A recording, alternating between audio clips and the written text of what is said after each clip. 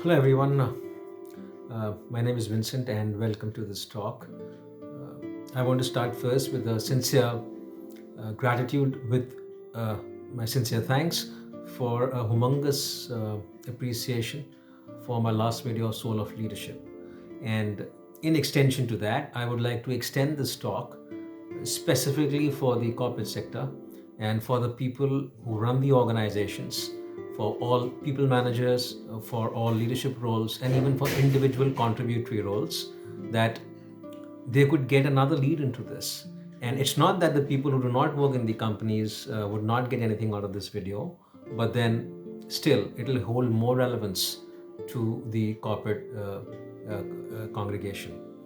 Now, the few pointers you will come to know that how your company is doing spiritually.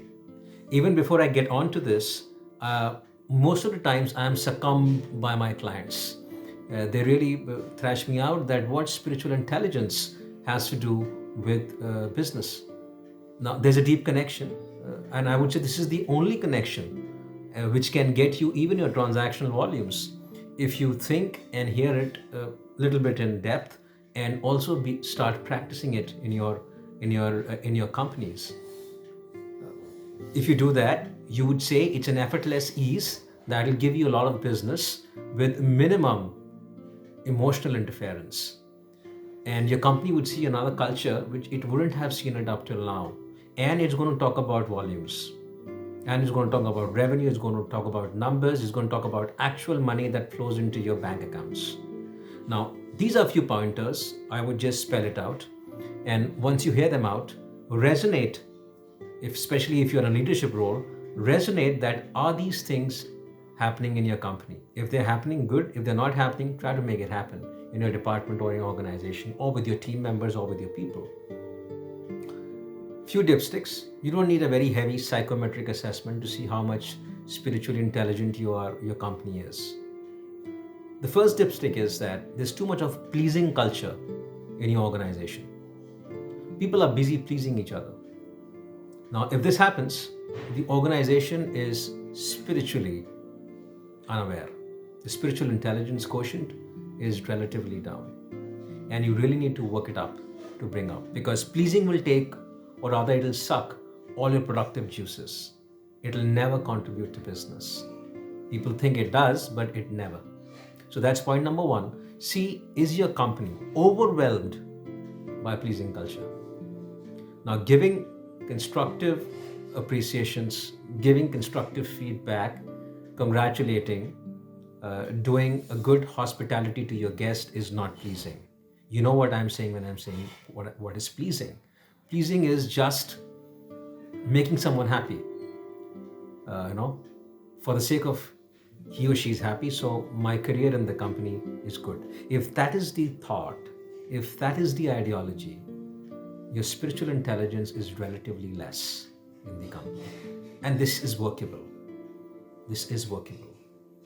The second thing is you are most of the time not showing what exactly you are in terms of your capacities of talent, in terms of capacities of giving a critical feedback or creating a constructive culture of competitiveness. You think twice that if I give a critical feedback or if I give an improvement feedback, the person is going to feel bad. And there's a lot of motherly caring culture in your company. This is also a trait which shows that your organization is lacking spiritual intelligence. That means you're lacking transparency. And if this is happening, you should really get onto it. As a people leader, as a lead, or any other leader in your role that you're doing, you're leading, and even as an individual contributor, be very careful on this, because this will spread like fire. If you do not have a culture in your company where you can just go away and give the appropriate feedback, even if it's critical or it's an improvement feedback, then the people in the company are low on spiritual intelligence because they're not able to take the critical feedback. And if you really want to keep someone away from not feeling good or not feeling bad and continuously giving a feedback which doesn't resonate with the person's performance, you are bringing the productivity of the company down. So if you think you're not transparent with yourself and to express that transparency in other people's performance, especially when it comes for critical feedback, the company is low on spiritual intelligence. Be mindful on it. Again, it's workable. Point number three. Point number three is there's too much of follow-up culture in your organization. You follow up everything from an email response to a bill.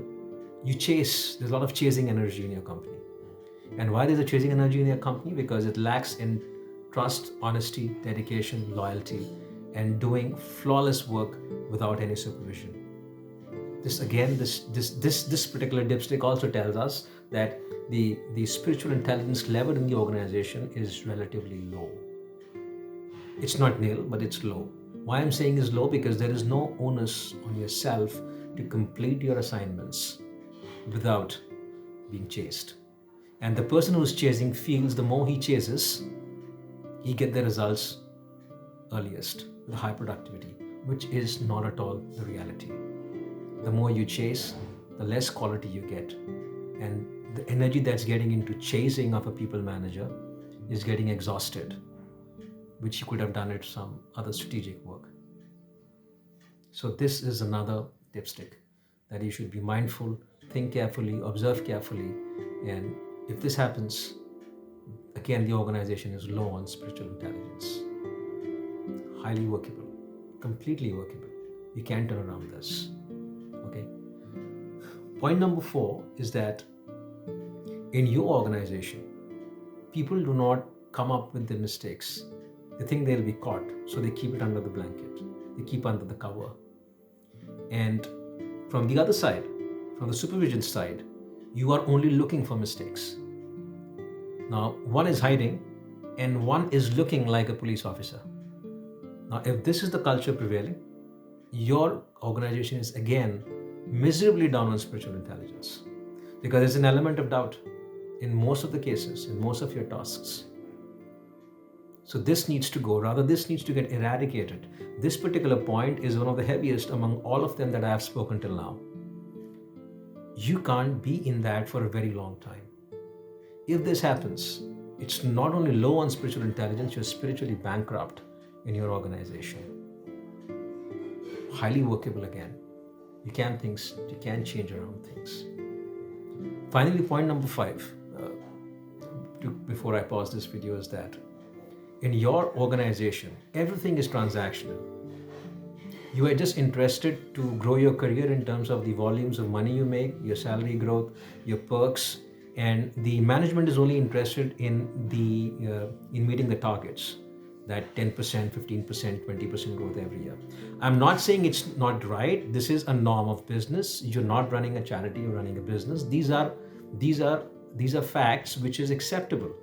But if this is the only focus of your organization from an employee perspective and the employer perspective, that just to grow volumes and numbers and for the employees to grow their salaries and perks and bonuses, if transactions is the only prime area you're entire focused on, again, you're relatively spiritually low on your spiritual intelligence in the organization. The overall intelligence of spirituality in the company is relatively low.